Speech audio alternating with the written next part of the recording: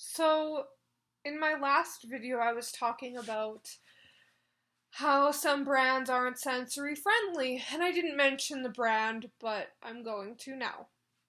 So, it's been like 2 weeks now, and I went to Metrotown Centre in Burnaby, British Columbia, Canada, and I noticed that Urban Decay was having a birthday promotion where they had a booth with the wind blowing, and you step in, and if you grab the right ticket, you would win a full-size product to celebrate. And I thought about it and I was really kind of upset because I felt like it wasn't inclusive at all.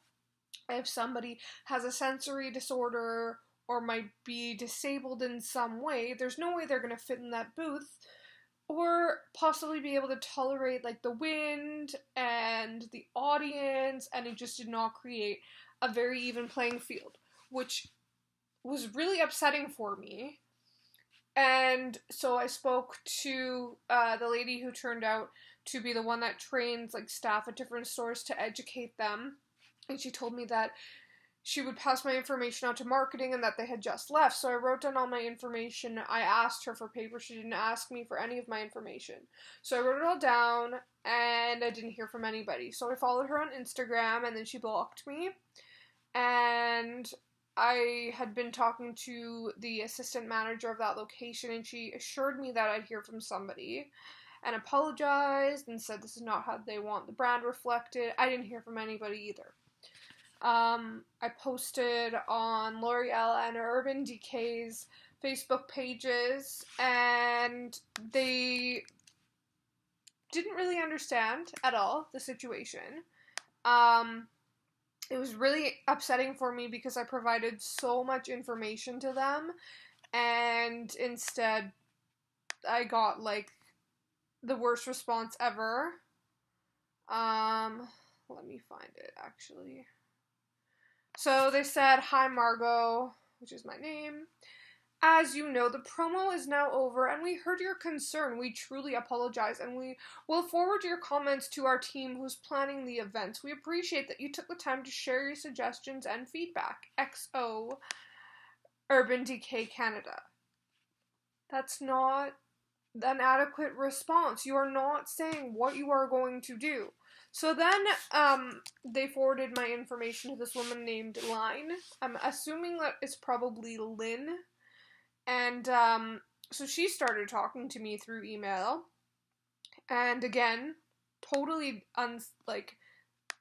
very unsatisfactory. She didn't say a whole lot of anything better. Thank you for sending all the communications. In terms of future contests/promotions, nothing has been determined yet, but we certainly learned a great deal from your experience. It would be my pleasure to send you the full-size product to home, unless you prefer something else. And I was saying to her, that's not what I'm asking for. I'm not asking for products. So her job is she's the consumer services information management. Again, that is not the person I wanted to talk to. I wanted to talk to somebody who is specifically in the marketing department because that's who I was told I would speak to. Well, again, that didn't happen.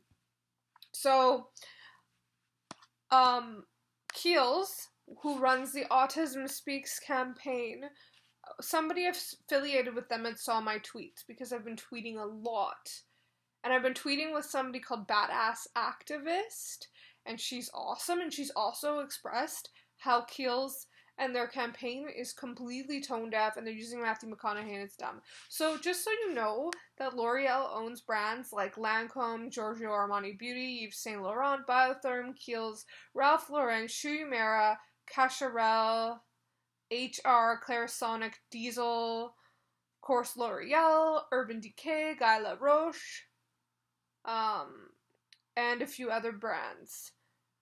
Oh, NYX, NYX, Essie, Garnier, Maybelline, and lots of hair brands, and other brands as well. I gave them my address in hopes that I would maybe get, like, I don't know, a written letter or some communication, but I got this. I got 4 full-size products. Because that's really what I was asking for, was free makeup. No, that's not the principle of it.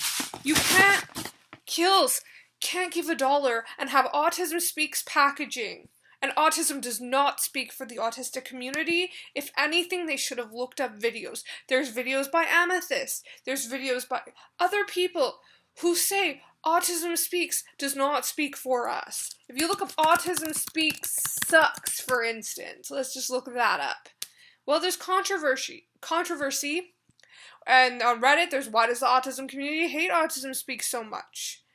And all this kind of stuff. And the controversy is immense.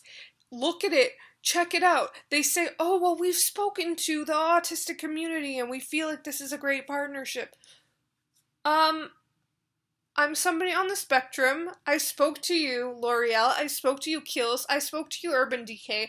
I expressed my concerns. How can you donate $1 from every Autism Speaks face cream, and then when somebody who actually is speaking and is autistic, you ignore it? You send them free products because you think that that's going to help change things. No, you need to be inclusive. You need to listen to people. You need to practice what you preach. Instead of donating, I don't know, $1 to Autism Speaks, why don't you look up an autistic meetup group in every community and donate something to them? Put on events for them. Say, you know what, we're working with these people and we're so happy to do it. You could use that as a campaign. You could work with people who are differently abled or disabled and offer them money in different communities. There are so many ways to help people. As far as I know, L'Oreal is a £633 billion company, so they're worth a lot of money. So when they partner with different brands and different, well, not necessarily brands, but when they partner with different causes, you need to inform yourself of where that money's going. Because I'm somebody who's spoken to them, who is autistic, and instead, what do I get? I get excuses, I get ignored, I get blocked, I get treated horribly, and nobody is communicating with anybody else. Have you had an issue with a specific brand where they maybe donate money to a cause that is supposed to support you and your, thing that you might have that makes you differently abled than other people, and you demand inclusion, and instead what do you get? You get the complete opposite of what this brand and what this corporation is trying to convey.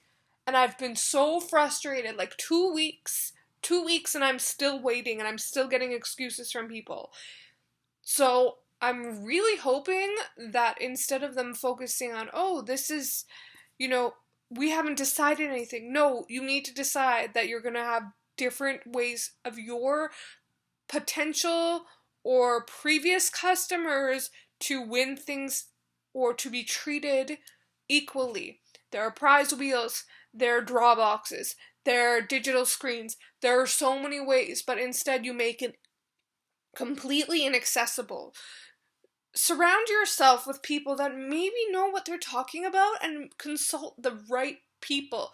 Go online, go on YouTube, find the people that are really popular and talk to them. Maybe if you want to create this positive brand and positive charitable, partnerships, do it properly. Do it right.